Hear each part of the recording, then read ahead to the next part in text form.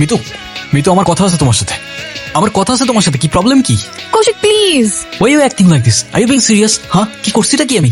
কি কৌশিক, যেতে দাও আমাকে।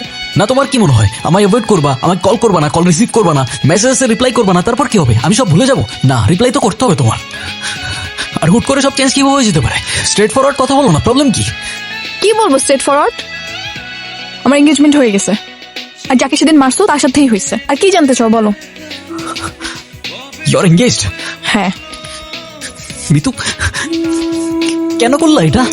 আমি যা করছি সেটা আমার ফিউচারের জন্য।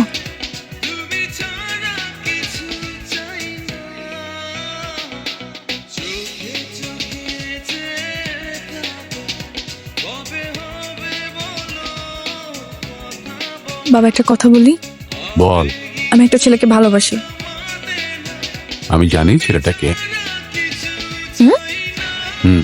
আমি তো তোর জীবনের সব ডিসিশন দিতে পারবো না। তো তুই যে ছেলেটাকে ভালোবাসিস, তুই ভুল করছিস। কৌশিকের সাথে তোর জীবন জড়ালে 8-10টা মেয়ের মতন সাদামাটার জীবন হবে তোর।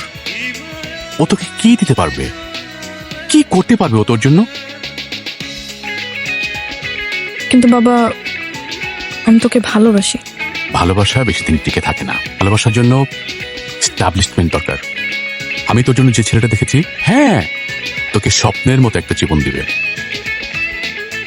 বাবা, আমি কি করবো আমি কিছুই বুঝতে পারতেছি না।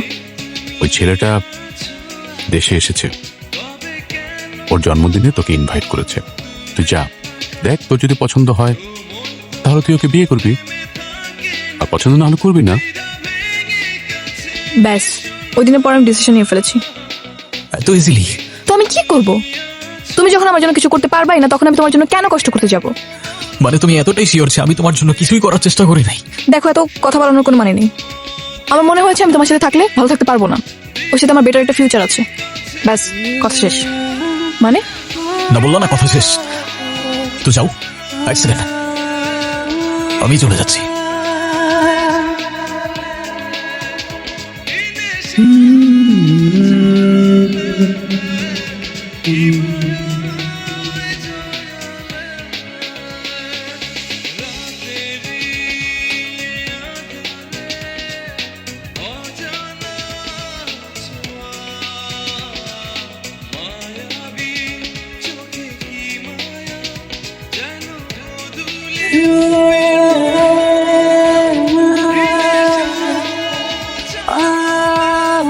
এত কিছুর পর মনে হচ্ছিল